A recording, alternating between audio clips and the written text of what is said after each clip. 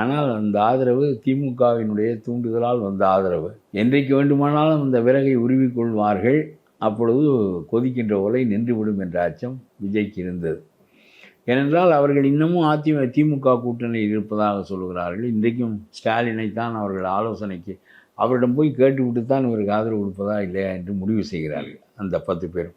ஆகவே அதுவும் முஸ்லீம் லீக் மாதிரி கட்சிகள் ஆதரவு கொடுக்க மாட்டேன் என்று சொன்னவர்களையே ஸ்டாலின் கொடுக்க வைத்திருக்கிறார்.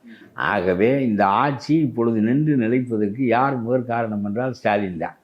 அது விஜய் சிறந்த ஆட்சியை தருவார், நாட்டு மக்களுக்கு நல்லது என்பதற்காக வழங்கவில்லை. உடனடியாக மீண்டும் தேர்தலை சந்தித்தால் விஜய் இதைவிட கூடுதலாக இடம்பெற்று விடுவார். ஏனென்றால் போதிய பெரும்பான்மை இல்லை, நாம் கொடுக்க வேண்டும் என்று மக்கள் முடிவு செய்து கொடுத்து விடுவார்கள். நம்முடைய ஆட்சி இல்லாமலே போய்விடும் என்ற அச்சத்தின் காரணமாக இவருக்கு ஆதரவு கொடுத்து இவரை நிலைக்க வைத்து, எப்படி தன்னுடைய ஆட்களை விட்டு அவர்களை நிலைக்க வைத்து இவர் கொஞ்சம் தப்பு செய்வார், அதற்கு பிறகு இவரை வீழ்த்துவது எளிது என்று அவர் நினைக்கிறார். அப்படி யோசிச்சு தான் அவங்க ஆதரவு கொடுத்தாங்க. அதற்காகத்தான் ஆதரவு கொடுக்கிறார்கள். இது விஜய்க்கு தெரியும். அதனாலே தான் இந்த 10 பேரை அவர் நம்பவில்லை.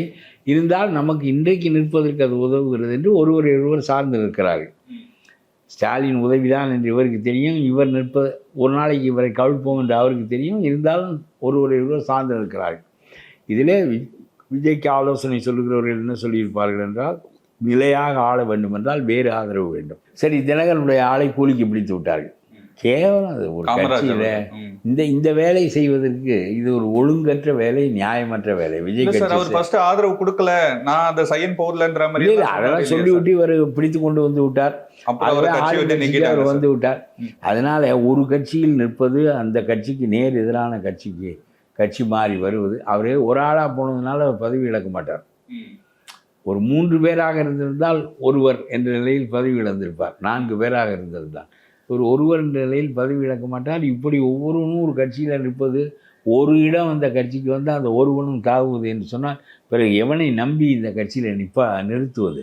அந்த அசிங்கத்தை அவர் செய்தார் என்பதை விட அதை செய்வதற்கு இவர்கள் அனுமதிக்கிறார்கள். இவர்களுக்கு தேவை இருக்கிறது. ஆகவே கட்சி மாறிவா, அவனுக்கு ஏதாவது கொடுத்துருப்பார்கள். அதெல்லாம் ஒன்றும் இல்லாமல் செய்கிறவர்கள் செய்வார்கள். அதனாலே ஒரு பயனும் இல்லாமல் அவனுக்கு இடமா இருக்கிறான்.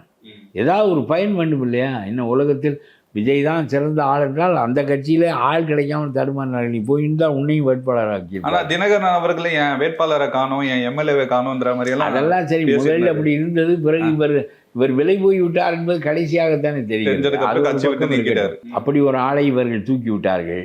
அது நல்ல அரசியல் இல்லை, அதை விட மோசமான அரசியல். அதிமுகவுக்குள் போய் உனக்கு ஆதரவு கொடுப்பதில்லை என்று முடிவு செய்து வைத்திருக்கிற அதிமுக கட்சியினுடைய நிலைப்பாடு அது.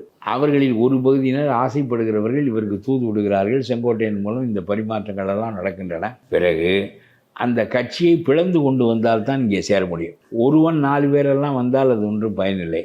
இந்த 10 பேர் ஏற்கனவே இருக்கிறார்கள். இந்த 10 பேரையும் தாண்டிய எண்ணிக்கையில் இருந்தால்தான் விஜயினுடைய ஆட்சியை நிலைநிறுத்த முடியும். ஆகவே விஜய் என்ன சொல்லுகிறார்? பெருவாரியான எண்ணிக்கையில் நீங்கள் வந்தால் மந்திரி பதவியும் தருகிறேன். அப்படி சொல்லியிருக்காங்களா சார்? சொல்லாம எதுக்கு வர்றேன்? அப்புறம் எதுக்கு நீ சேர்த்துக்கிற? நீ எதுக்கு போய் அவனுக்கு பீதாம்பரம் பொறுத்துற?